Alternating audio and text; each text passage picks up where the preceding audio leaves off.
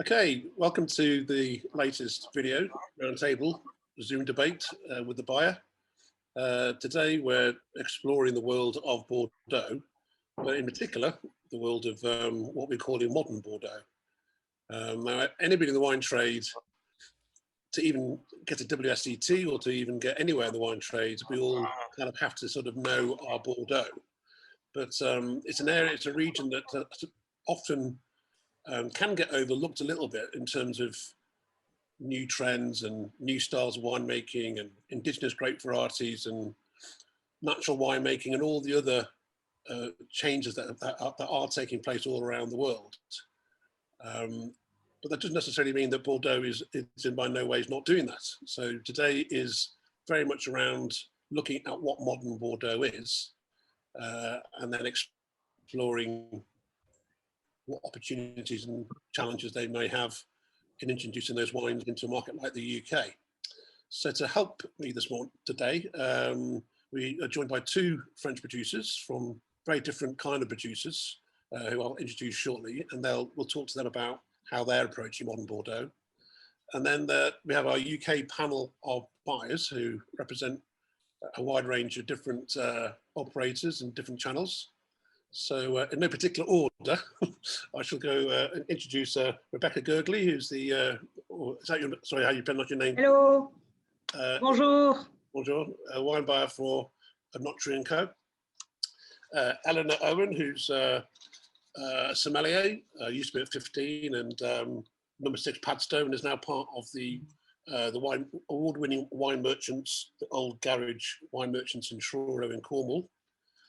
Richard Bampfield, who isn't actually in Bordeaux. He looks like he is, but he's not actually there, sadly. But he wouldn't let me in. Yeah. The man who, in fact, the man who actually first introduced me to Bordeaux when I first joined the wine trade. So my introduction to Bordeaux was with Richard. So nice, great to have you on the panel. We also have Tom Harrow, who's actually joining us from Sweden today, who's part of the increasingly award-winning Honest Grapes, the website, which just seems to make more and more of a name for itself. So nice to have you too, Tom. We have Justin Nock, who's actually here today wearing two hats. So he's with his Fill Glass and Spigot hat on, and also as is wine and chief wine analyst for the Erno Group. So good to have you as well. And also Max Django, who's the sales director for MJ Wine Cellars. So a pretty illustrious panel to have to talk through. But as I say, initially wanted to try and just talk to a couple of producers who can hopefully help set the scene. So can I introduce Fabrice Bandiera, who's Director General of Chateau de Lorette, which is part of the Edmond de Baron de Rothschild estate, and also David Siozard from Les Vignobles Siozard, and I guess we'll discover quite different scale of producers, obviously, and what you're actually doing. But I guess you're also proud to say that you're sort of following these sort of more modern Bordeaux approaches. So perhaps if I come to you first, Fabrice, and if you just explain where Chateau de Lorette sits in within the Rothschild portfolio, and just an idea of the winery and some of the approaches that you're taking towards modern winemaking. Okay. Hello, everybody. I'm very happy to be with you now. And first, I think it's important to introduce you what is Chateau de Lorette. Chateau de Lorette, you see Saint-Emilion on the right bank of Bordeaux, and Chateau de Lorette is on the northeast of Saint-Emilion, on the satellite parts of appellation of Saint-Emilion. And Chateau de Lorette is one of the largest estates of Saint-Emilion with 72 hectares. And The range of this Château de Loré is represented by two traditional wines, with Château de Loré on Puisséguin parts, with aging in barrels, etc., etc., and Château de Loré sélection parcellaire, the two traditional wines of Château de Loré. And 3 years ago, we decided to develop a new modern style of wines, a new wine on the second part of Château de Loré, on Montagne Saint-Émilion part. With Château de Malengin, cuvée Ève.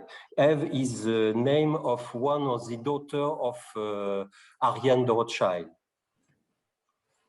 Okay, great. And Okay. in terms of your own background, how long have you been working with the group for? Sorry. In terms of your own background, how long have you been working with the group? Yes. Sorry, it's not clear. I've worked for 26 years at Château de Loré. I think I know very well the terroir and all the estates. In 2021, it will be my 26th vintage at Château de Loré. Excellent. Okay. So, and David, if I can come to you, can you introduce your winery and the approaches that you're taking? Hi, everybody. I'm very happy to be with you today. So my name is David Siozard. I represent Vignobles Siozard. I work with my twin brother. My twin brother Laurent is in charge of winemaking and doing everything in the vineyard, and I'm in charge of the sales. We are a small family winery. We have two main estates, one in the north of the Entre-deux-Mers, very close from Saint-Émilion, where we do classic Bordeaux Chateau cuvée, either in red, white, rosé, and a range of old grape wine. And we also have an estate in Grave region in Barsac, especially, where we do Sauterne, Barsac in liquor wine, as well as some Grave in red, dry white, and a Mellow, which is a Grave Supérieur. So the vineyard covers roughly 65 hectares, and we do 25 different cuvées, depending of the different estates and the style we want to offer you, either traditional brand in Bordeaux or new and trendy wines, especially in single grapes. Okay, and you've placed quite a big importance, particularly in not using sulfites and trying to introduce wines that I guess are as close as they can be to their varietal, if you're doing single varietal. Absolutely, you're right. As I said earlier, my brother is in charge of winemaking and the survey of the vineyard, and my brother is allergic to sulfites. So it's not a choice. We have to manage it. So we use very low level of sulfite, either in the vineyard and either in the wine cellars. Of course, as we are in organic conversion, year two in Bordeaux and year 3 in Sauterne, we have to do sulfur in our vineyard to protect, of course, and avoid any disease. But in the winery, we don't use sulfites till the beginning of the summer, the middle of May, roughly, to put some protection to preserve, of course, our vines. It's not the main thing. Not using sulfites is not the key in our work. The key is to protect and to offer very fruity, easy, round wines.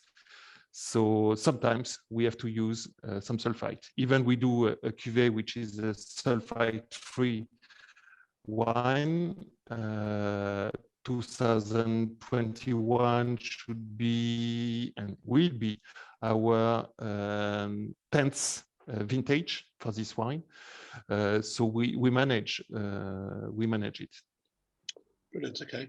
And Fabrice, just coming back to you, you mentioned this is going to be your 25 years, 25 vintage. What would you say have been the big changes that you've seen in terms of the winemaking, and what the most important changes that you've seen? I think the principal changing. I think it's a new perception of style of wine. I think Bordeaux is faced with a request to change the profile of its wines by consumers or sommelier, and since perhaps since 5 or 7 or 8 years, this idea increase year by year, and I think we cannot stay outside this request, and it's a reason what we produce a new style of wine at Château des Laurets with the new cuvée with the Château de Malengin, I think. Okay, and is that approach something which you're seeing across the board in Bordeaux, or is it amongst a certain kind of winery that is seeing the opportunity or the need to change?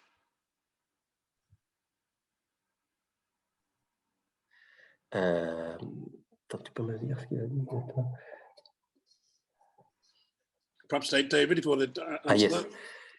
Sorry. Go on. Yeah, Karen Fabrice, sorry. No, it's. I think we have choose another way for another expression of our terroir in Château des Laurets. It's. I think it's the principal motivation for us. We want to break with the traditional style. And we charge another expression of our terroir.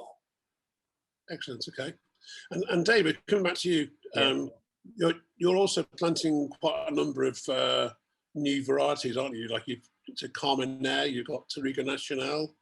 Is that an approach to sort of see what can work and what ways in which you can explore and experiment? For David. We have two main topics, planting old grapes and new grapes, different grapes. First one is to adapt our terroir to the environment change. We have more and more drier summer, more and more attacks in terms of mildew, odium, black rot, stuff like that. So we have to try to work with different grapes which are more resistant, especially with the Marcellan. We have chosen this year. This is our 12th grape we have planted. Next year we will plant the Touriga Nacional from Portugal, which is more used to offer good ripeness of the vines, even in a drier climate. In Bordeaux, we have dry season, very dry springs. This year it was crazy. In April, the green was yellow, like in the middle of August, and now it's totally green because we have huge rains. The month of June and roughly the entire month of July. So we have to adapt us to the change in climates, and working with different grapes from other region, and especially drier region like in south of France or south of Europe, will help us. And of course, it has a task in terms of marketing and sales, because Bordeaux offers different styles. I do a lot of blends. I do a lot of classic cuvée aged in oak barrels, but also I have the chance, thanks to my brother, to have different things: pure Carmenère, pure Petit Verdot, pure Malbec, stuff like that, which are different, to offer a different way of discovering Bordeaux, and this is a huge trend to offer to new customers. Okay, thank you. Well, thank you to both of you, and obviously we'll hear a bit more when you introduce your wines as we go along. Just opening up to the panel, and I just also meant say that we're actually working in partnership with the CIVB as well, hosting this session, because very much their approach really is looking at how they can promote all the various different steps that are taking place across the region. Richard, can I start with you? I always think of you as being my go-to Bordeaux person. So, in your experience, this phrase, I know we journalists like to sort of pigeonhole things into things like modern Bordeaux, but do you think that is a realistic and actually a good description of what's happening in Bordeaux at the moment? I think it's as good a description as any. I think Bordeaux has changed enormously in the last 20, 25 years. Fabrice is absolutely right. Bordeaux had to change its mindset. The domestic market in France for Bordeaux was declining. Bordeaux had to look more to export markets. I think Bordeaux's become far more aware of the competitive environment in other parts of the world and the wine styles that are popular. And that doesn't mean that Bordeaux's got to produce wine that tastes like Chilean Merlot, but there is some middle ground, let's say.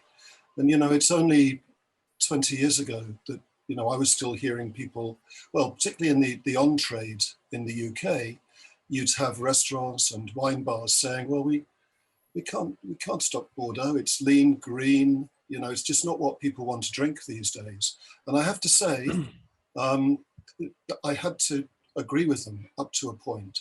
That's not the case now. I mean, my current role, as you know, with Bordeaux is to chair the CIVB's Hot 50 Bordeaux each year in the UK. And I've been doing that, I guess, for, crikey, probably about 10 or 12 years now. I'm not quite sure, Fiona might know, but certainly 10 years. And it genuinely has changed. I write a summary each year, and every year I hear myself saying, oh, you wouldn't believe how Bordeaux's improved. It's true. And when we taste the reds in the Hot 50 Bordeaux now, and I have to say there's less of a priority given to the reds now than there used to be, because obviously Bordeaux is making some nice dry whites and rosés and Cremant as well. But when you taste the reds are it's by far and away the biggest category in terms of submissions.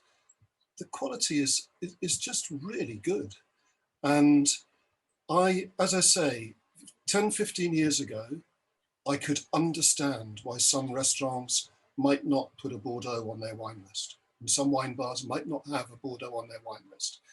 These days, I think Bordeaux has done a really good job of making a good case for itself to be included on every wine list again, even if it's a all bar one, or a sort of gastropub or something like that, an upmarket pub group.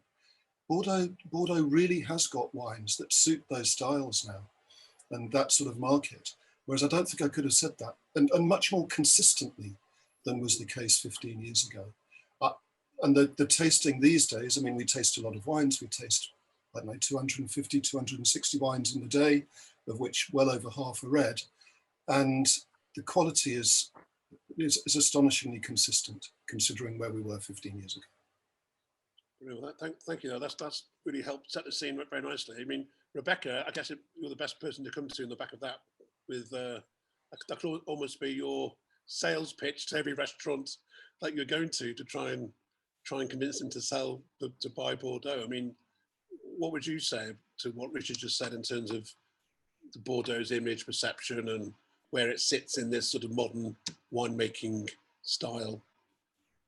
Yeah, I think, to be honest, it's still hard to imagine Bordeaux going to reinvent itself. I think it's definitely, I see this very positively, but I think it would take a lot of time before the consumer is more adventurous, because in the on-trade, I think when a consumer is ordering a bottle of Bordeaux, they want something classic. But at the same time, there's been some exceptional examples where, like we said earlier, it's less green. The concentration is better achieved, maybe because of better winemaking technique combined with the global warming, I would say, where the grapes are riper. But I think there's definitely a market for more innovative Bordeaux, because that's what I just tasted. Sorry, I just tasted all the wines. So yeah, definitely there might be a market, but I would say more for independence. So I will throw the ball to Justin, and get his feelings around that, because you need to be educated about wine to be more adventurous. But it could be independence, but also fine dining restaurants. They want to discover new grapes, new techniques. So I think there's a future, but it would take some time. Yeah. Okay, and just before I move on, well, I'll come to just next actually, but in terms of your own range then, when you're looking at what you're offering to restaurants, how are you balancing the traditional and the classic to perhaps some of that more adventurous, innovative? Where would you see your range being?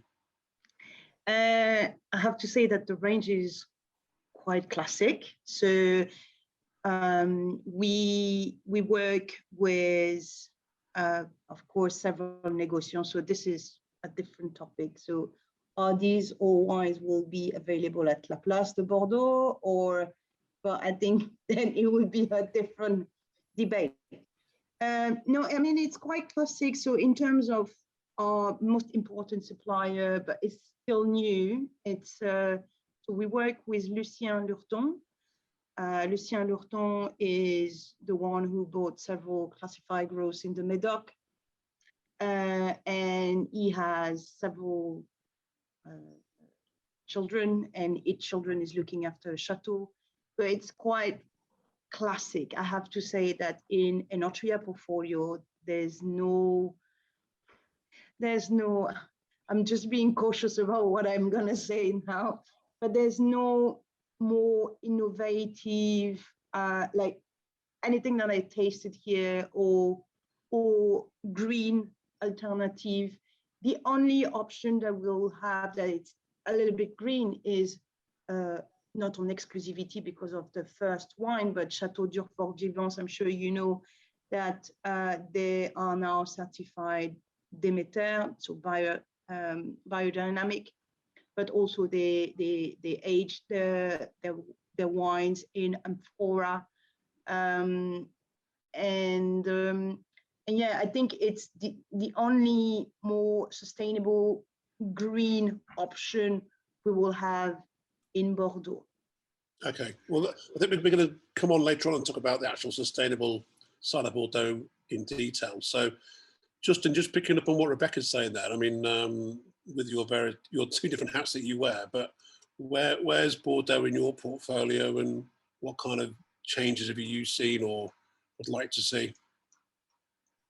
Yeah, so from a fill glass and spigot point of view, the sweet spot's always been Bordeaux wines that retail from about 12 or 14 pounds, say, up to 50 or 60 in general.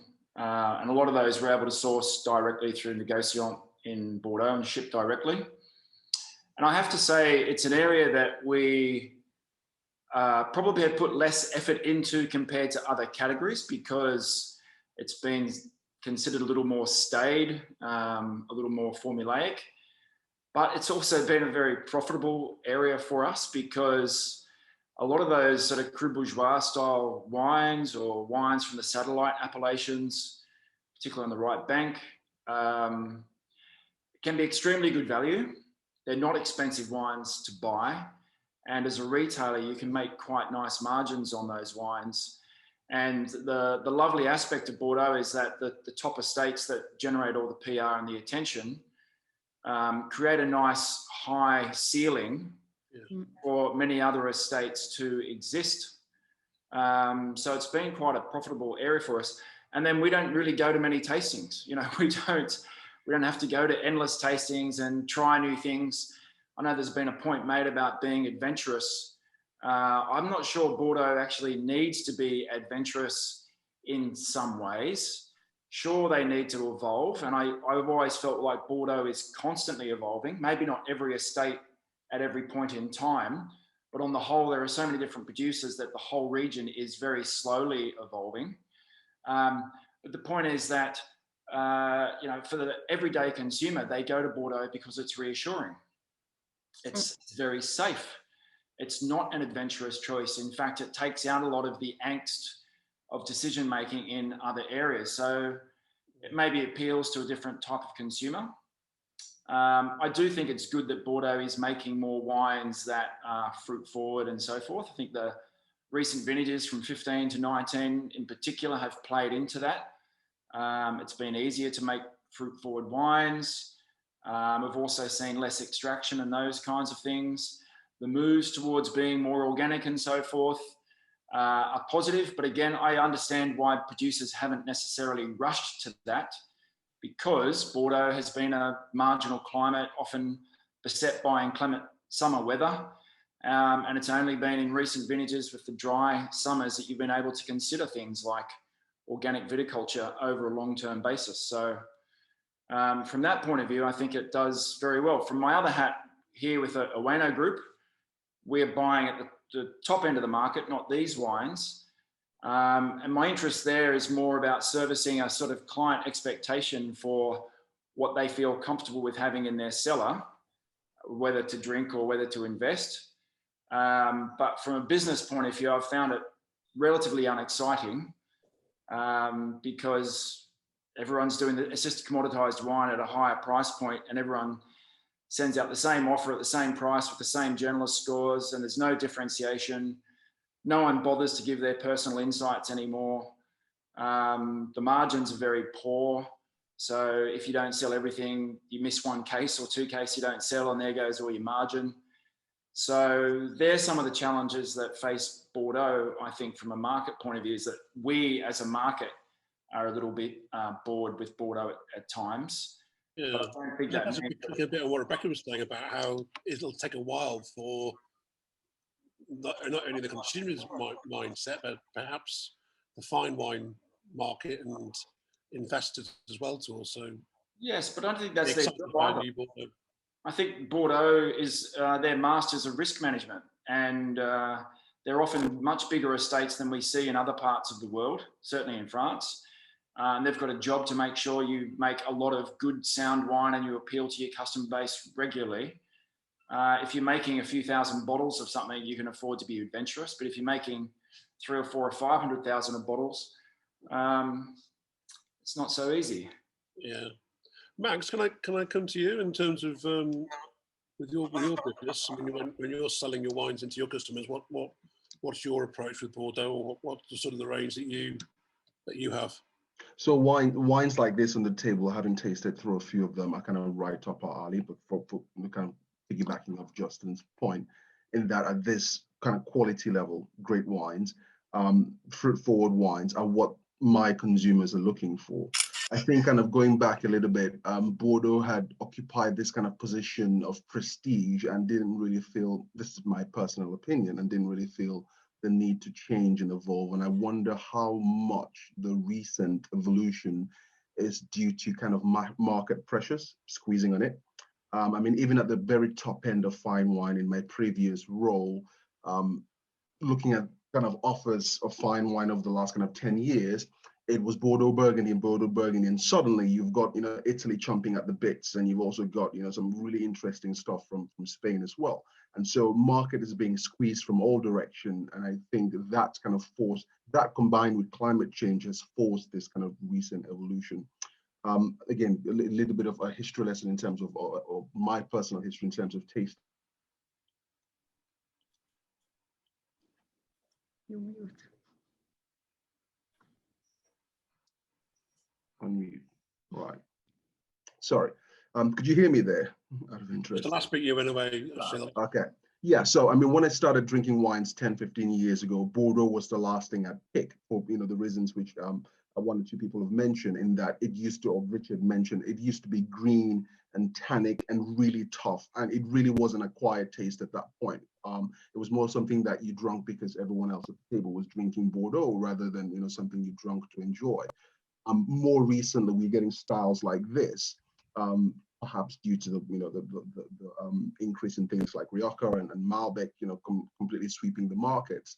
And so I think, you know, wines like this are a refreshing, positive thing for Bordeaux, because, you know, it can now compete with other things from the world, whereas in the past, it just wasn't in that game. It was so far out where, you know, you couldn't compare it to anything else, right?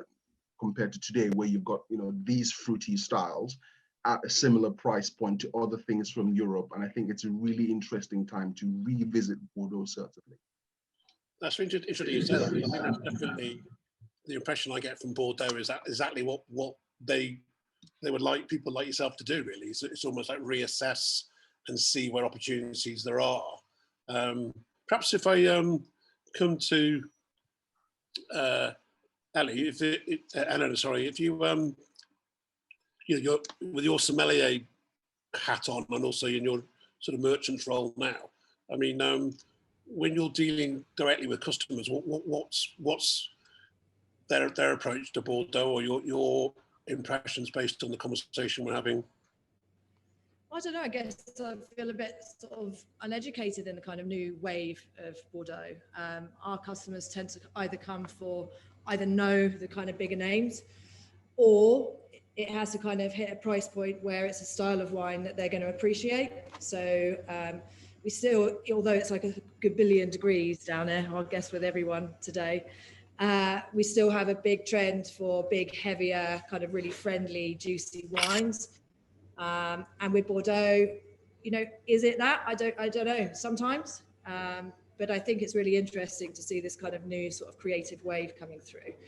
And it's going to be interesting to hear about the sustainability side of it, whether that was environmental pressures. I know we talk a lot about climate, but I'm looking forward to hearing about, how that is evolving and stuff as well. So, but as our customers, I think Rebecca said, you know, independents probably have got a really good platform to be able to discuss wines that are slightly out the box. And if those wines perform under that kind of style category, I think they could do very well. Okay. So Tom, sorry to come to you last, but somebody had to be last, and best to last, Richard. Best to last. You know, it's okay. No, but from your point of view, I know with Honest Grapes, so you have to like appeal to an online audience as well, be they educated or not in terms of what they're buying. But can you give us an idea of how you approach the Bordeaux category now? Yeah, I mean, we've just come out of a very long, very busy en primeur campaign, which was actually very successful. But it was hard work, and as Justin said, it is box shifting at the high end of Bordeaux. The first growths, the super seconds, and various other wines, they do sell themselves.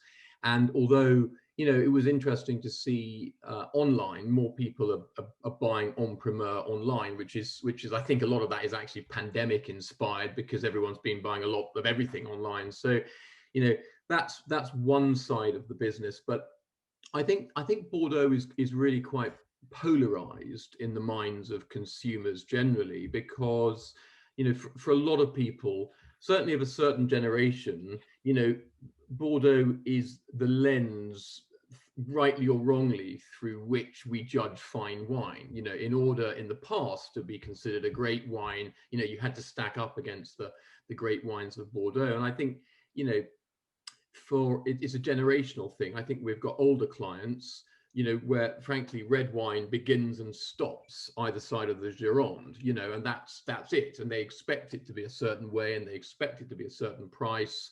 And, you know, that's good because it sort of sells itself. And I think that the challenge we've got at Honest Grapes is to make modern Bordeaux available and to make people interested in it, because I think that's the challenge for modern and smaller producers, is to retain relevance. And to do that, I think you need a different approach. So, I mean, we recently shipped a couple of pallets of the Daviod wine that Seashell just started making, which is, I remember I was sent a bottle by our rep to try with no real details, and I thought it was fantastic, you know, and that was a hefty percentage, 20% Malbec, 15-16% Cabernet Franc, so, you know, varieties which obviously later ripening, better with hotter climates, etc., and no oak at all, very soft tannin management, and it was absolutely delicious. And I think that's about, you know, 10-11 quid, which is sort of our starting point at Honest Grapes. That's an easy wine to sell to any consumer because it's Bordeaux, but it doesn't taste like Bordeaux, you know. So I think a more modern consumer appreciates a more modern wine, and these wines which are responding to that demand, but at the same time, you know, still intrinsically of the region from where they come, and most importantly, are making an effort to engage with the new consumer. These are the wines that have a future, I think. Brilliant, thank you. Well, actually, whilst we're talking about the wines, let's actually taste some of them. I think we're going to go to you first, David, aren't we? We're going to try your couple of wines in the selection first. So if you've already tasted them, perhaps you might want to just have a look at them again. But David, could you just perhaps talk us through the two wines that you've got here, from your estate? David, are you there? You need to unmute yourself. There you go. Do you hear me? I'm back. Yeah. Thank you. Okay. Thank you. Yes, I have two wines today to present you. One is called Ipsum. Ipsum means itself in Latin. So it's a range of single grape. We have 6 different cuvées: Merlot without added sulfite, Cabernet Franc pure, pure Cabernet Sauvignon, pure Carmenère, pure Petit Verdot, and pure Malbec, of course. What I heard before from the different buyers, you have two worlds in Bordeaux. The old world, big name, big chateaus, classic cuvée, classic blend, and a new Bordeaux. These two worlds, of course, are parallels and are doing efforts to push the brand. There is no competition between the old cuvée and the new cuvée. I do both styles. I do classic cuvée, classic blend, aged in oak barrels, big tannins, big wines for big guys, but also I do very easy, fresh, round, soft tannin wines, and especially on the range Ipsum. So the first one you will taste is a pure Merlot without added sulfites. This year, this is our 10th vintage, 10th harvest. In the past, it was quite rare to have zero sulfite wine in Bordeaux. Now, a lot of winemakers are now managing the techniques to offer clean and perfect free sulfite wine. A lot of wine on the market we call nature wines have a lot of defaults. volatile, acid, default in terms of aromas, animal notes, stuff like that. And people say, that's normal, that's terroir. No, that's not normal. That's not a wine. It's a wine with a default. We have to be clear with that. When you do a nature wine or a free sulfite wine, you have to respect the customer and you have to respect the grape. So we need to harvest perfectly ripened grapes, which are in good condition. And then if you are also cleaning your cellar, in your winemaking stuff, you will reflect the perfect expression of the grape. And now what you are drinking, you are eating a bunch of Merlot, and that's it. No default, only fruit, fruit, fruit. It's not bubbly like most of the no sulfite wine, because I prefer to take off the gas at the bottling. Now we have techniques, bottling stuff to help us. So the wine is not bubbly at the entrance in the palate, and you have only fruit, very roundness, freshness, easiness. And are you marketing this as being very much a Merlot wine, or are you marketing it more from the point of view of how it's made? In terms of marketing, what we want to do when we launched this range with my brother roughly 10 years ago, it was something different from our Bordeaux classic labels, with the chateau design, stuff like that, a lot of gold, classic label. So this range is very pure. You see only the brand and the grape. This is the way British and US people in wine marketing does. This is due to my brother used to work in Australia and work a lot of single grape wines. And that was the launch idea at this time when he came back at the Estates. He said, we have to do like US New World wines do, single grapes. But we don't have to forget our history. History of Bordeaux is blending wine, and we do a lot of blended wine of different grapes, but also we do different ways. Okay. Any thoughts from the panel in terms of this idea of Bordeaux sort of reinventing itself as this whole idea of single variety and sort of marketing itself in a kind of a new world style, I suppose? Any thoughts on that? Go on, Tom. If I may, I love this idea. I've got a very, very good friend who was a very good client before he gave up his well-paid job in finance to go and make wine in Cadillac, and has now become probably a better friend, but not as good a client. But he has started doing exactly that, and he's very excited, having been one of the very first to plant Touriga Nacional in his vineyards just this year.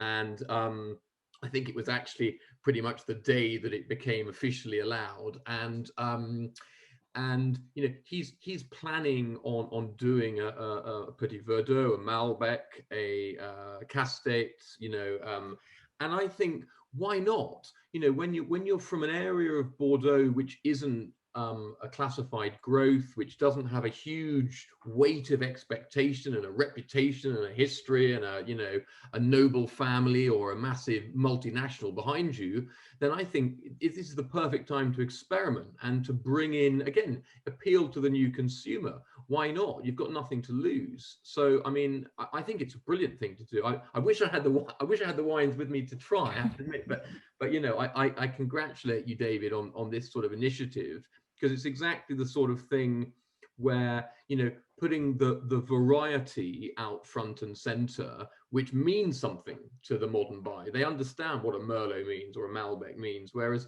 you know, a chateau or even a sub-region of a sub-appellation is a bit more, it's a bit trickier to understand. I think it's a great initiative, so I applaud you. Yeah. Any other thoughts there? I mean, those who have tasted the wine. I mean, and just the idea of promoting single varietal. I think. Oh, sorry. Go on. Elly, you want to go? Elly? Yeah, I was just gonna. I think it's totally totally makes sense. I mean, people either know Bordeaux, like we've said, about the classics and about this kind of like high end. It feels a bit risky. People haven't really experienced it. Whereas this is a nice introduction to people it's an easy introduction. The wines are great. They taste lovely. And people can instantly recognize what they are. And it's like a soft introduction. It's not like starting at the superstardom and then working your way down or up, as it may be. I think it's a really good place to start. And for lots of young consumers as well, who their kind of first foray into wines like this, it would build quite a lot of trust, I think. Richard, have you got a thought on that? I just agree with largely with what's been said. I think at the top end of the market, people are looking for the security, the heritage, the tradition, and that's what they buy into, and they're happy to pay for that. But at the lower price points, and I was interested to hear what Justin was saying about price points, but I think between sort of 10 and 30 pounds a bottle, there is loads of scope for innovation. It's never been easier to communicate about what you're doing than it is now. There are so many different media available for doing what you're doing, where you can communicate through the label much more easily than you used to with QR codes or whatever it might be. And I think that I have tasted these wines. I think the Merlot is really well executed. I mean, good fresh young Merlot should make you smile, and that's exactly what this does. And I liked it when David said it's like biting into a bunch of Merlot grapes. That's exactly how it tastes. It tastes good for you, to be honest. The blend, I need more time over that. I want to go back to that this evening because it just requires a bit more attention. It's a bit more challenging stylistically, so I'd like to give that more time later. Okay, well, perhaps whilst we're still on the single varietals, it might be worth, and the Malbec as well, actually, Josh, for Tom's purposes and for those watching, this has Malbec right front and centre on the bottle as well. So perhaps we'd want to just taste that and give you a view on the Malbec as well, because obviously it kind of sits in the same ballpark as, well, same concept at least anyway. Let's be fair, Richard, as well. Single variety has worked pretty well for that little-known Chateau Petrus as well. So clearly there's something in it. There's something in it. There is something in it, definitely. Yeah. It's all to do with the label, really. Has anyone tasted the Malbec? Rebecca, did you taste them before? What's your thoughts on? Yeah, I think I relate to the same thought. It's very round, very soft tannin, nice acidity. No, very, very promising, very nice, and well balanced on the no sulfite. So yeah. Yeah, and do you think that single varietal approach, perhaps for some of your customers, would be a nice way of reintroducing Bordeaux to, I don't know, perhaps bigger pub groups or casual dining chains or people who are? I think it's an interesting approach because for most of consumer and our client, Bordeaux is all about blending. So I think again, I would see this more with educated people, independents or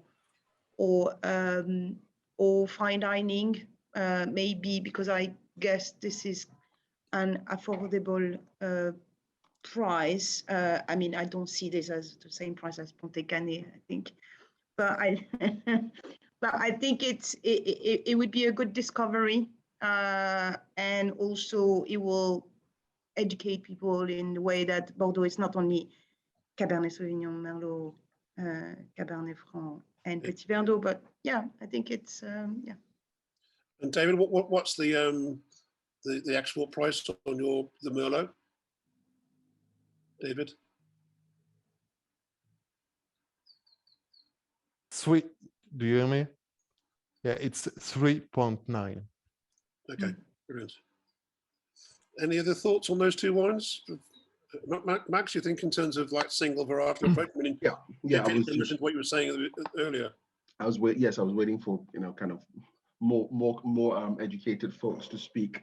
So yes, I really enjoyed them, both of them actually. I love the point that, you know, Justin and I think Tom made about, you know, Bordeaux having, you know, two completely different kind of subcategories, and the fact that they don't compete with each other is such a great thing, in that it allows for, you know, yes, you can always show the tradition and the heritage and so on. That's great.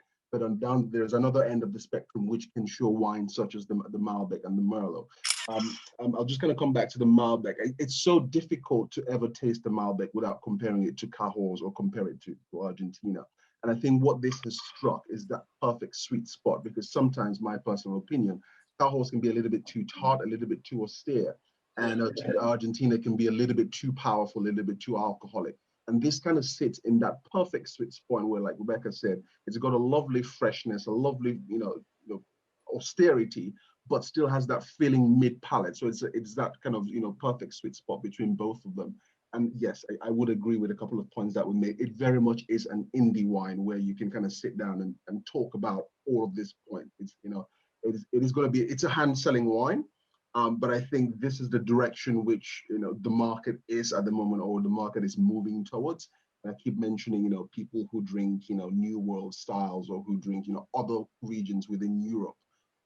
This then goes pound for pound with your Riojas, or with your, you know, stuff from the Southern Rhone, which Bordeaux traditionally hasn't kind of competed with, but it really gives Bordeaux an opportunity to get into new markets and to talk to, you know, new clients, which is, you know, it's never a bad thing. Yeah, I mean, it strikes me as like you've got two great big, as you mentioned, Max, like you've got the power of Bordeaux as a brand. Yeah. And then a lot of these varieties are almost like brands themselves, aren't they? Be it Merlot, or Malbec, or Cabernet Sauvignon. So put them two together, it's quite a powerful combination. So could we, perhaps if we'll come back to your blend a little bit later on, and perhaps if I bring back Fabrice, if you want to talk through your wine, please. Is that okay? Yes. Okay. I'm talking about the new challenge for us, the new cuvée Château de Malangin, cuvée Eve, new style, new way for us. We want to touch with this wine. I think maybe young drinker. I can ask you for. I think you may have a microphone. Do you have something next to your microphone or something? It's making a distorted noise. Just perhaps sit back from the table. Okay, carry on. Sorry. It's better now. Yes. I said I introduce you our new cuvée with Château de Malangin, and it's a new challenge for us, new way for producing wine in our estates. We want to touch new consumers, young consumers, perhaps consumers on social network, for example, with a style more drinkable. And a few words about this cuvée. We produced on Montagne Saint-Emilion part of the estate. It's only Merlot for this cuvée, 100% of Merlot. And with the desire to reveal the terroir in different way, and we are going beyond of traditional aging. Here, there are no more barrels. We use of amphora as a reminder of the terroir with clay. Here, it's a preservation of all the potential without artifices, with the brilliant revelation of the fruit at the good maturity in all its freshness and sweetness. And we recharge the modernity of style with the use of ancestral with amphora, and structuring of the whole wall by the use of fooder. And it's very new for us. It's very important to develop this cuvée. We started in 2018. It's very new, and we search to have a wine more drinkable, and it's very important to touch new consumer for us. We have the two other wines in the winery with Château de Loré and Château de Loré Baron, classic Bordeaux, and we have another wine with a new style with Château de Langer. It's very important to have the two styles. Yes, and we break the style with the packaging too, the bottle, the label. It's very different of the traditional code of Bordeaux. Eh? Yes, absolutely. Yeah.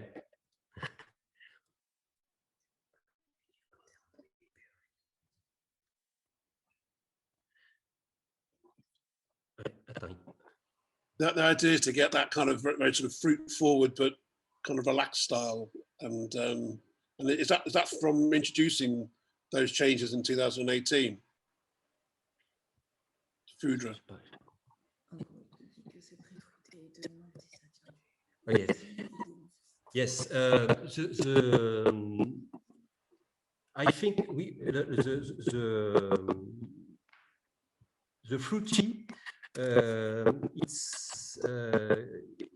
is given by the amphora, and 50% is aged in amphora, and we keep the fruit, all the fruit of the grapes, of merlot grapes, on this terroir and on this climate, and we stabilize all the wine with a little structure, with a little part in fooder.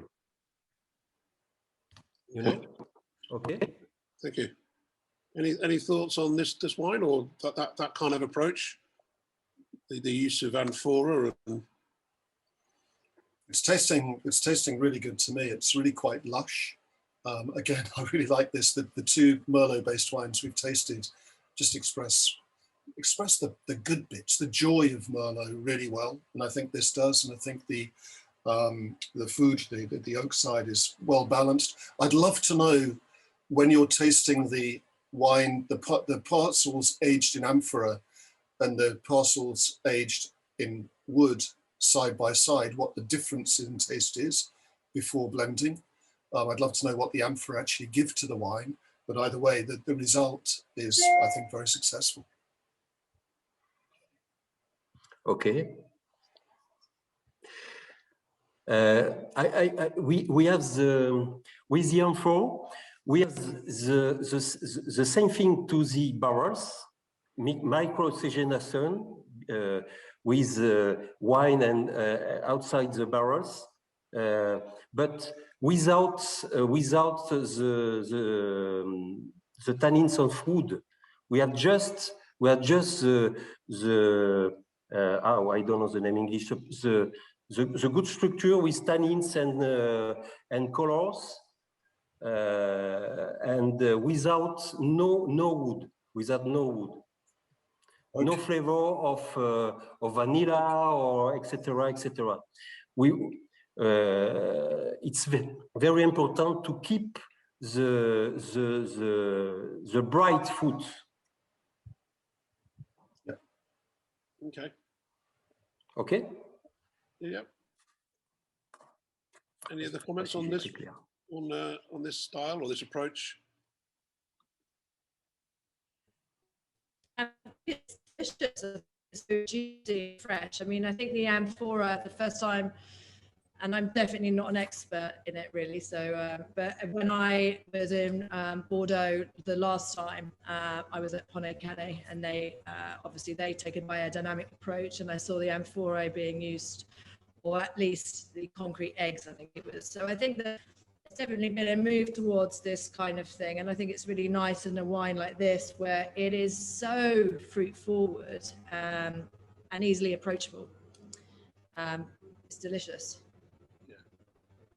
I think your camera's gone off actually, Elly. Oh yeah, there you go, you're back again.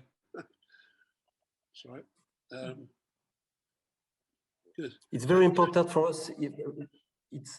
We want this one. It's easy to drink, easy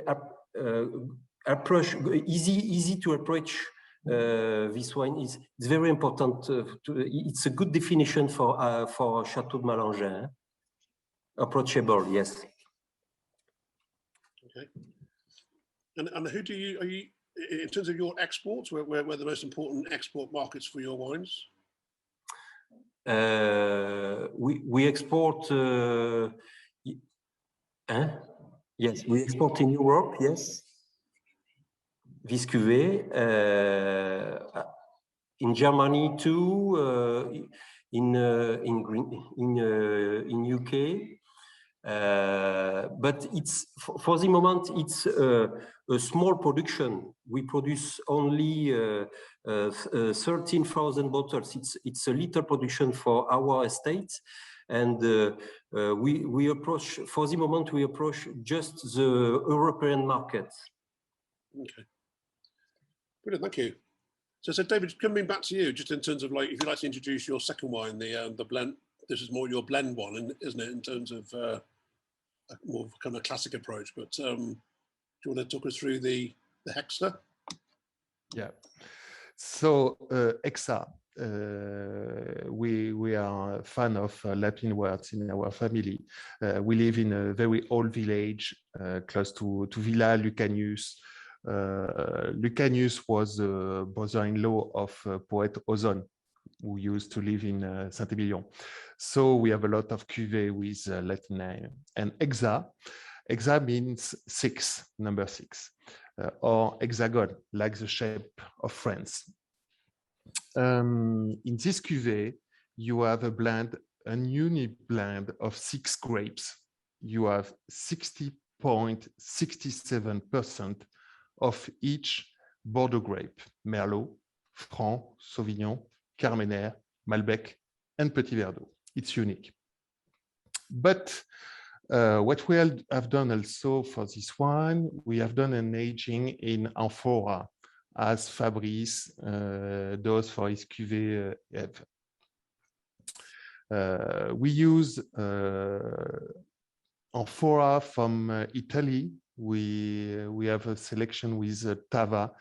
We have chosen the 750 liters format because the shape of the amphora, like an egg, is very interesting for us. Fabrice explains the similarity of the storage either in oak or in clay. You have the same exchange with the environment due to the oxygen. But the shape of the amphora also has to have an animation, a vortex effect of the fine leaves, and then the effect of the wine offers a very good freshness of the tannin. Tannins are very soft, very round. It's due to the clay. And all these type of wine aged in amphora are very easy, very fresh, affordable, approachable. This is a way of doing Bordeaux, it seems. Now, we want something that people can enjoy young. Of course, in the past, my grandparents or other generation used to do big wines with big tannins, with huge extraction, wines which can be kept a long time in a cellar. People doesn't want anymore this type of wine. Of course, I don't remember. I think it was Tom who spoke about the En Primeur campaign. I used to work 20 years for the Place de Bordeaux. I know very well this part of this 2% market of Bordeaux. Of course, there is a clientele, a consumer for this type of wine. This is wine for investment. This is not wine you will enjoy at very low price. 98% of the Bordeaux are sold between 5 and 15 euros in Bordeaux retail price.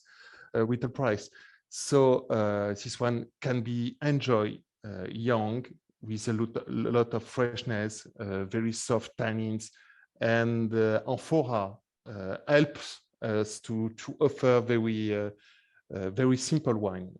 And I think that it's not a bad word using the adjective simple. Simple means pleasure. And most of the wine in Bordeaux are wine of pleasure. Okay.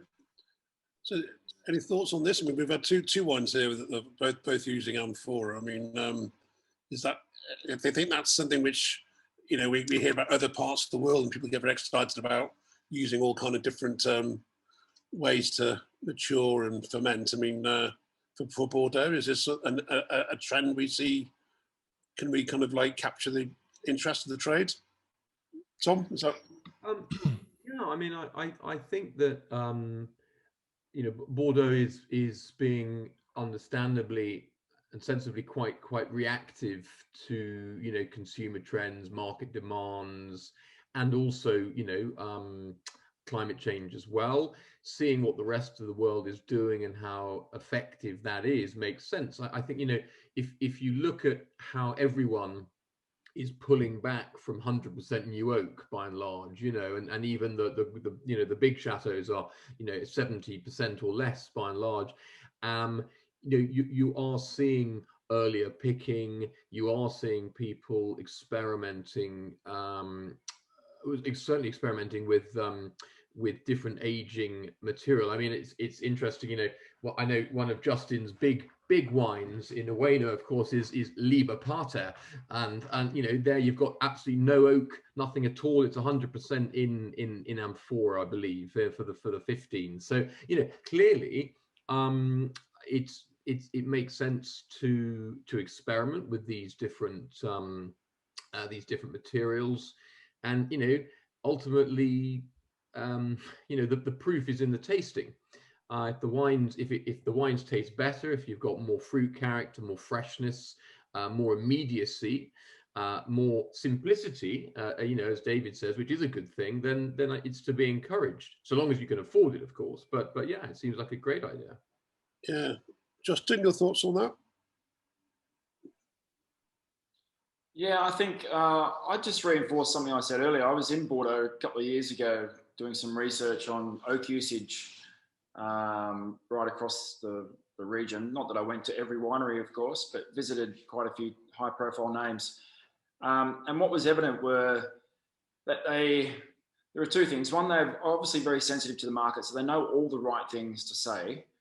So they're aware of the sort of buzzwords that we're familiar with in the market, where it comes to minerality and freshness and elegance. And, you know, a lot of the winemaking is talked about infusion rather than extraction, and all these things that we hear circulating around the winemaking community globally. So because they're so attuned to all the trends and things that are going on, I think it's a misnomer to think that there is not experimentation and revolution and going on. It's just that it happens very carefully, very slowly under the surface. You know, and Bordeaux have obviously, I'm talking obviously the big estates here, but they've made so much money.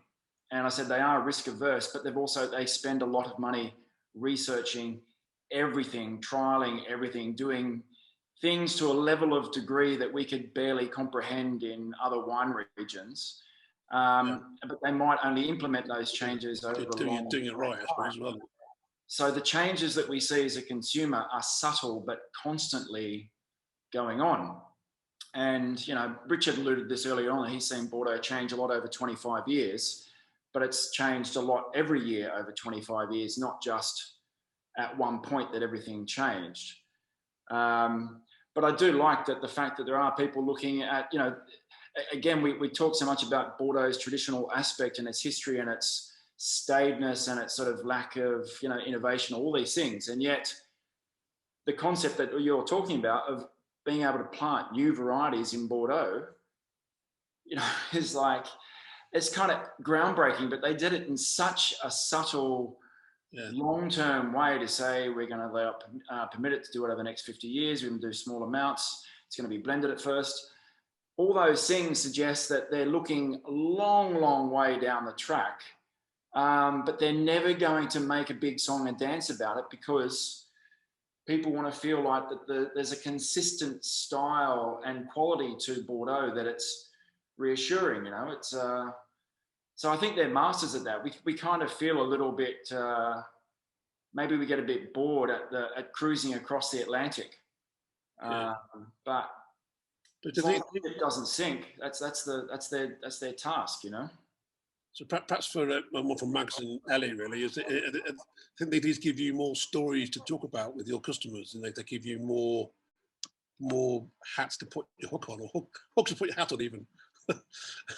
I've always been a huge fan of Amphora. We've got a couple of wines on our list and a couple of wines or brands that we've made for a few clients with Amphora.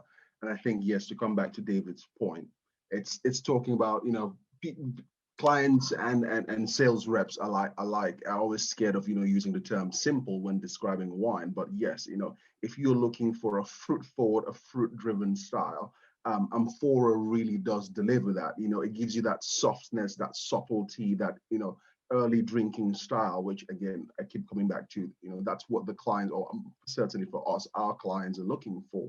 And then it's, you know, if it, you know, a couple of times people go, well, you know, they taste the wine and go, how is this wine made? I think firstly, the wine has to be good, which these wines are. And then the Amphora is a cool little story to attach, you know, to it. You know, you can't kind of sell something that's not up to par and then try and kind of palm it up. And again, coming back to David's point on kind of some natural movement, it is a huge kind of sticking point for me in that, you know, you go to wine shows and you taste some wines which they're faulty, that's what they are. And then the winemakers tend to say, well, it's a natural wine. And I, you know, just kind of turn my back at it and go, no, you know, making a natural wine or a zero sulfur wine doesn't mean making a faulty wine. And so, yes, you know, coming back to this point, the Amphora is cool. It's an amazing story to tell. It looks good on websites. It's a great USP. But firstly, the wine has to deliver, and these wines do, in that juiciness, that fruitiness. And then we can kind of use that Amphora story to explain better and go, well, this is why it's this style. Yeah, that's really well explained. Thank you. Elly, can I put the same point to you? Does it give you more conversations in the shop? And yeah, I think it does. But I 100% agree with Mags. It's like, it's only good if it's good. You know, it's the Amphora is great. And if you are appealing to people who are interested in natural wine and they might have a little bit more knowledge, then they're going to understand what that means. But ultimately, it's just an extra level of dialogue to us to be able to talk to our customers about.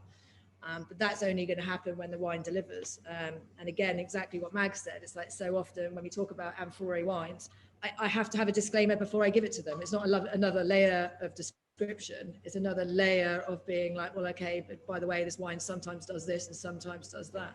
And that's frustrating. So it's having a wine that's good and consistent in order for us to be able to sell it to our customers with confidence. And then, yeah, it's amazing talking about using this like sort of historical ways of aging wines, but done in a modern way, and when the wines taste amazing.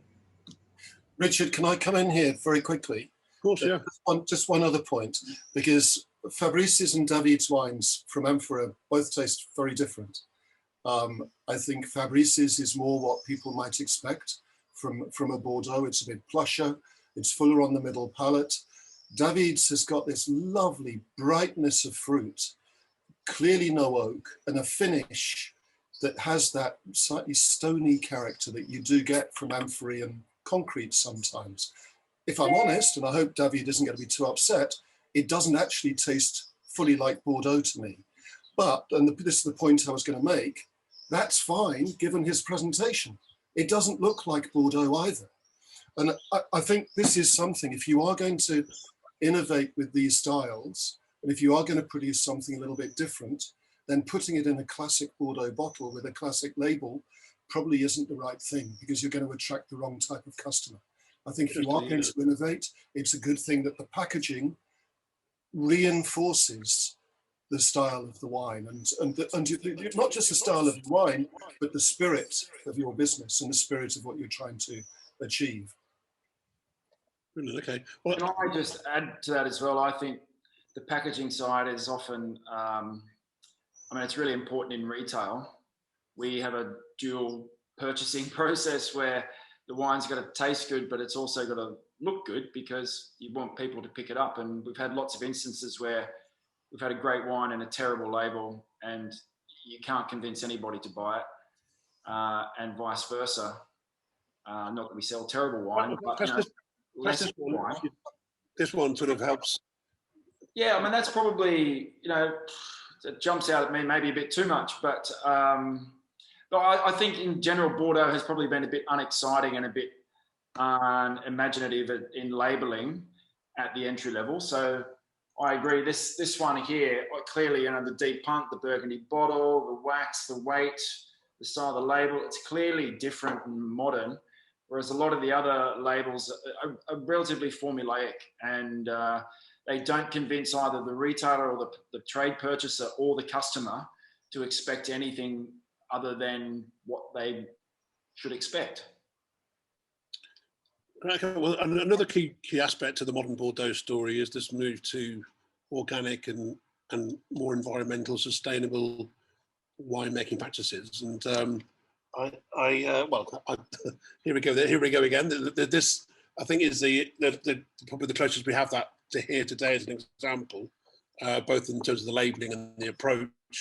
So perhaps we just taste through that wine, but also just in talking through that sustainable angle, which I know is clearly the world over. I mean, just some thoughts on the panel in terms of how important that is for Bordeaux and how relevant it actually is in the commercial world of wine buying. I mean, how far up the agenda is it for wine buyers? Go on, Tom. So as you don't have the wine, you might as well give me your view. Sorry. Exactly. I'll do the talking while you do the tasting, everyone else. No,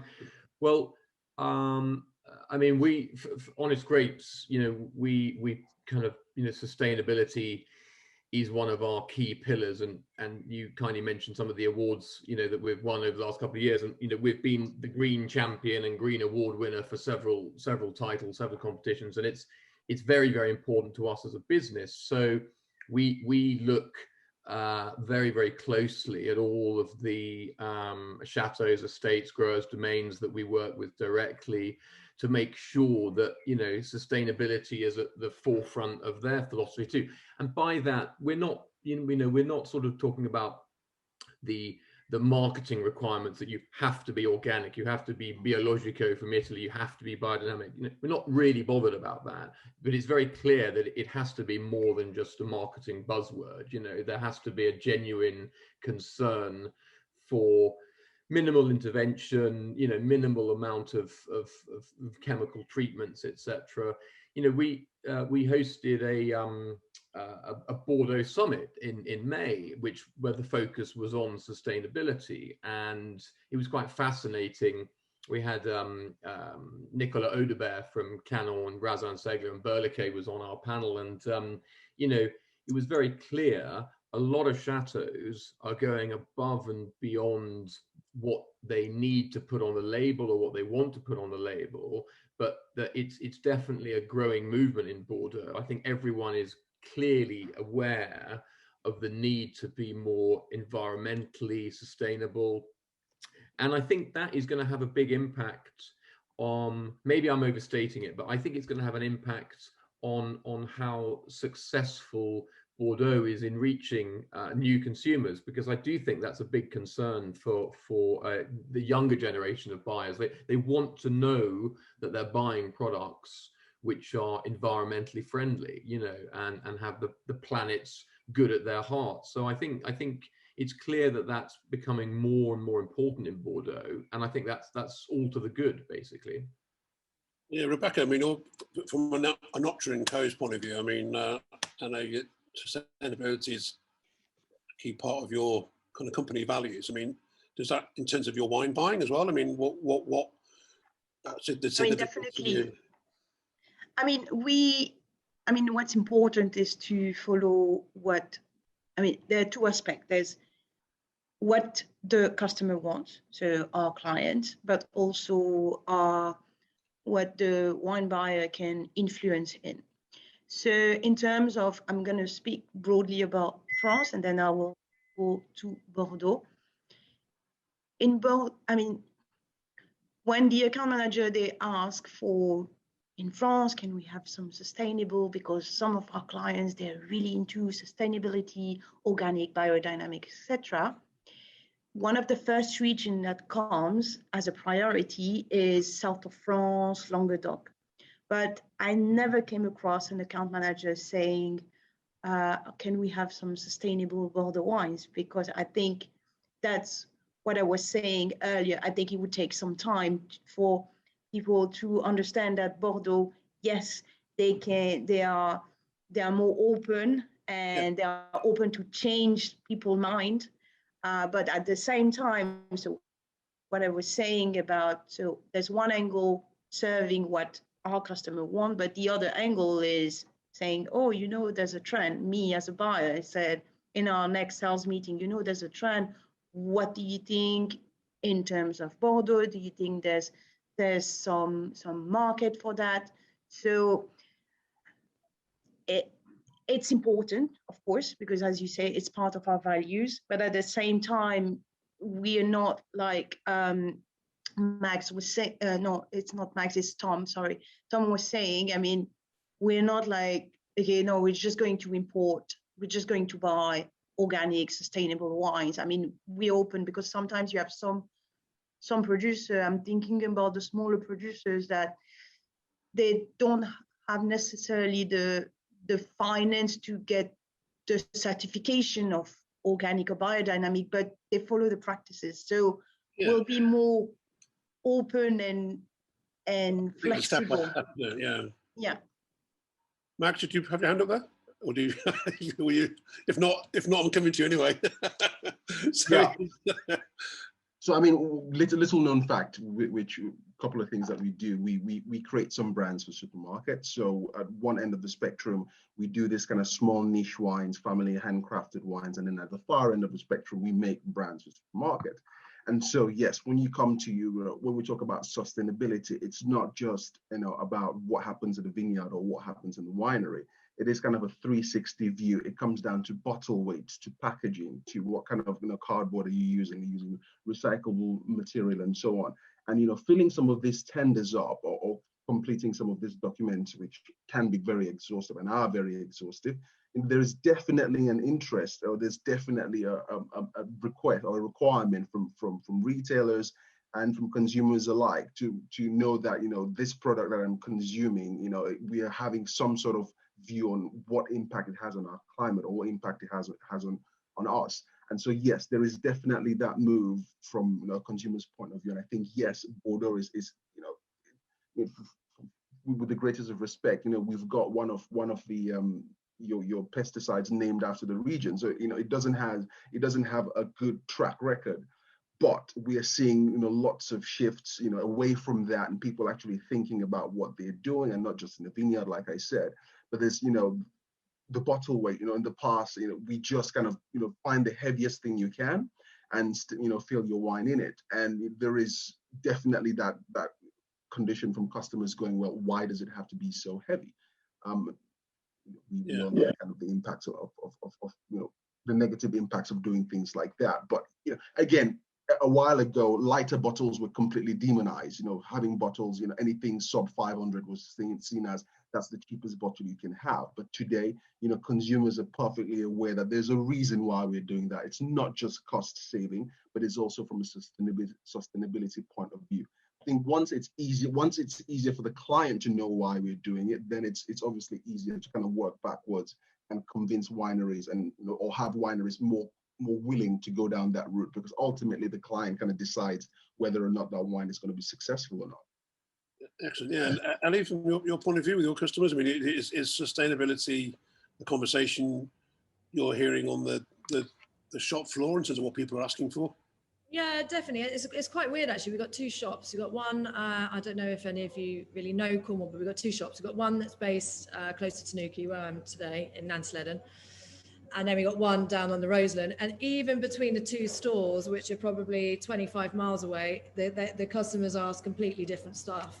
And we've definitely found that in the Nansleden store, which is closer to Tanuki, it's a bit more of a relaxed, sort of maybe slightly younger culture, whereas in St. Mawes, it's slightly more tourists, maybe slightly more up market. But it's actually the Nansleden store where we get asked a lot more about sustainability and organic and natural wines and things like that. So even our geographical thing, which is based in one county, we get quite a different kind of different kind of request, which I found utterly fascinating that would be such a thing. But that to me would give an indication that it's far more of the younger people which are interested in that sustainability side of things.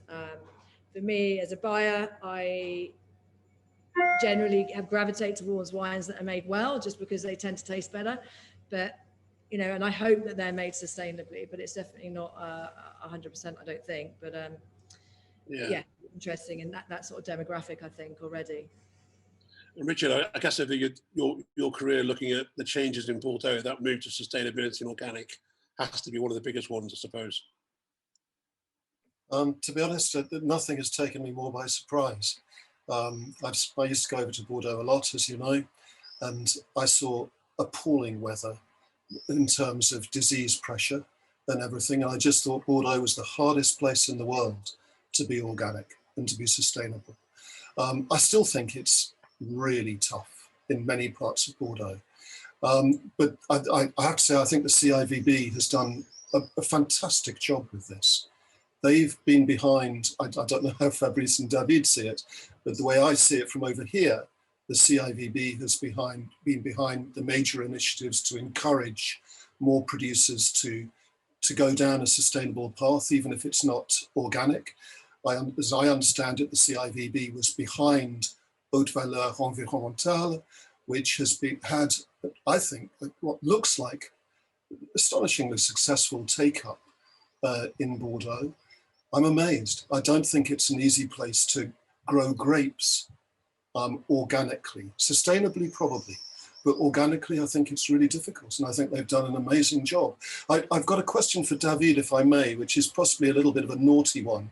I see on the back of his bottle, Ipsum, he has the logos of both Ashville and Terra Vitis, which is unusual to see both of them on the same label.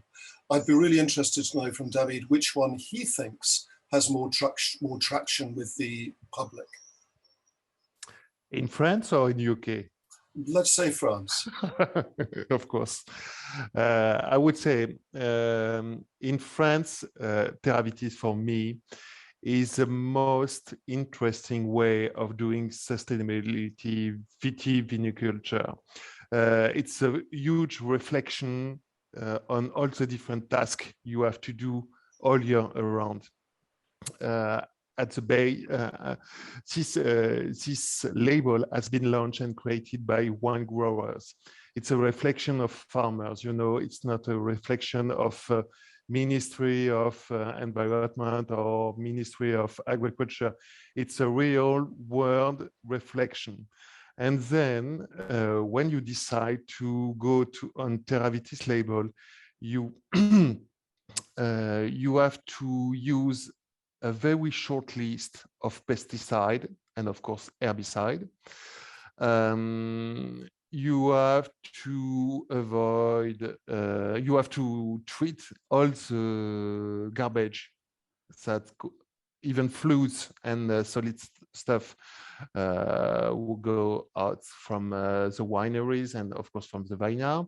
You have to protect and preserve the historic stuff you have in the vineyard, all small houses, small pieces of wood for the fauna and flora, a lot of different things, a lot of good reflection also to avoid the use of pesticide, even the list is very short.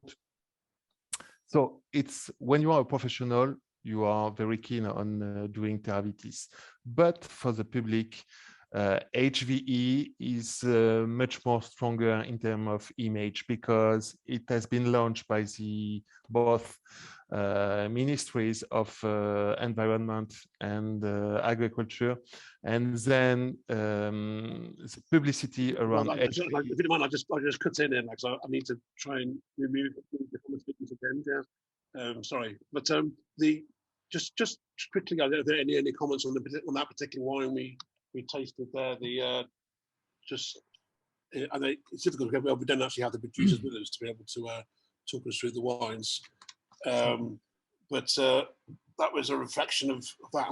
And there's would be also our last wine is another example, I suppose, of single varietals, such as like 100% Cabernet Sauvignon. So I don't know if anybody had a chance to taste that.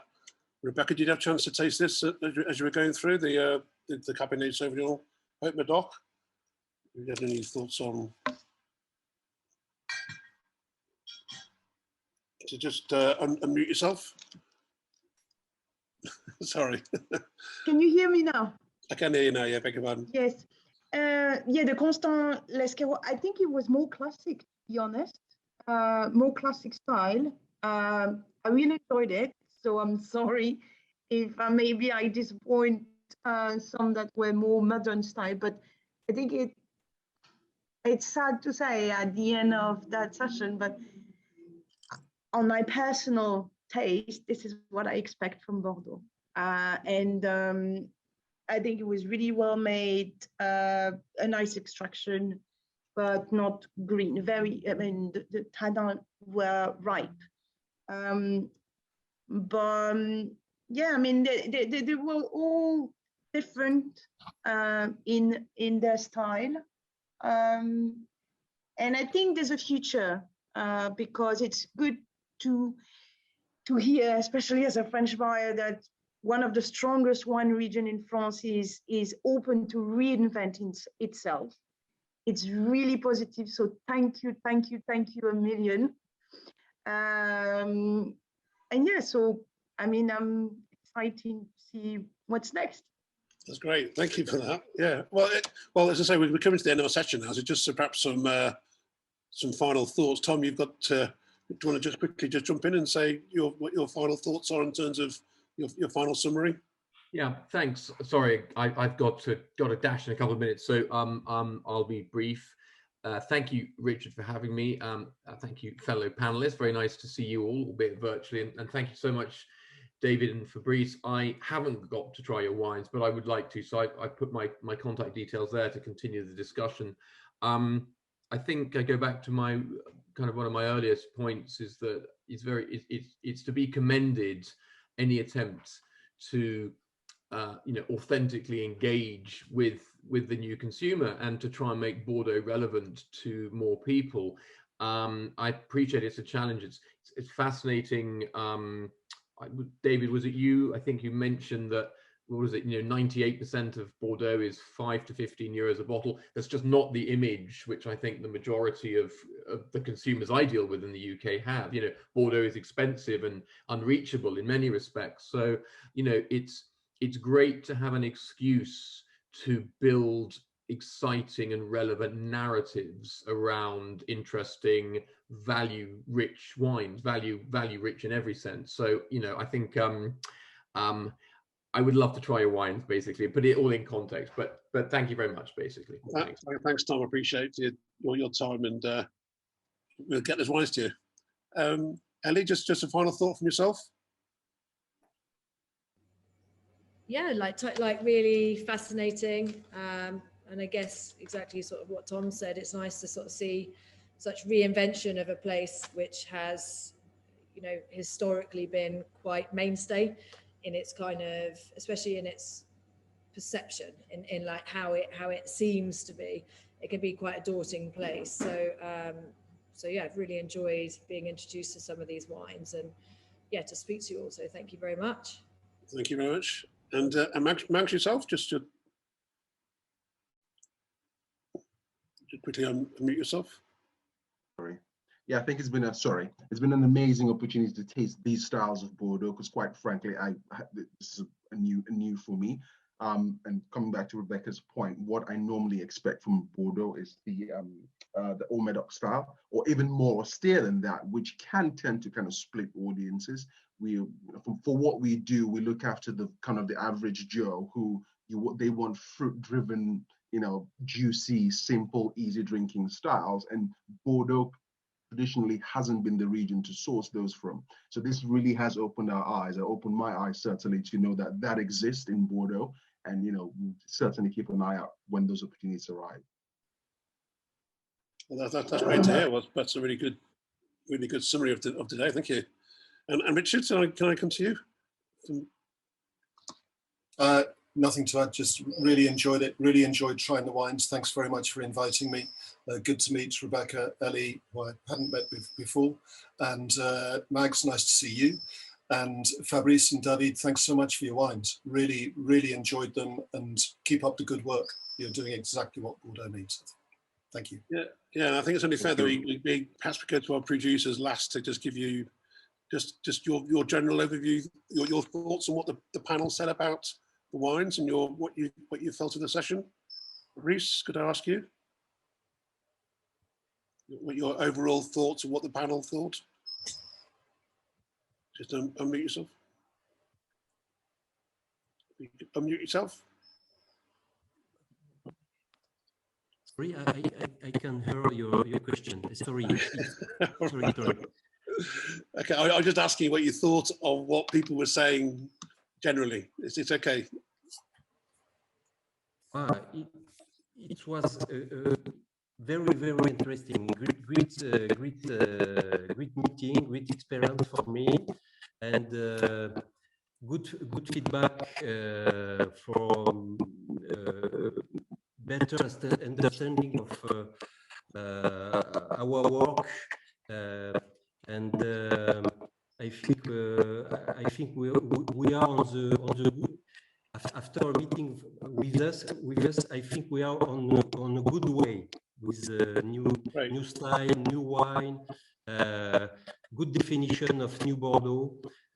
Yes, it was very, very important for us to have this feedback. Okay. Thank you. Thank you. Finally, David, if you could just sum up what you feel of the session. It was a very interesting chat between winemakers, producers, and buyers. Without us, there is no buyers. Of course, without production, no buying. But without buyers, we cannot sell our production. And it's very interesting that we work like a chain together to know what your client are expected, and we have to also offer you different ways of selling our wines, even traditional or modern. And either Fabrice, me, and thousands and thousands of winemakers in Bordeaux have this reflection, and we are very keen of adapting our products and our wines to your needs. This is very important to work as partners. Brilliant, thank you. Well, from my point of view, the buyer is all about bringing producers and buyers together. So this has been a great session, and thanks to everybody. Thanks to the CIVB for making it happen and for all their support, and thanks to everybody for taking part. And it's been a really good session, and thank you very much.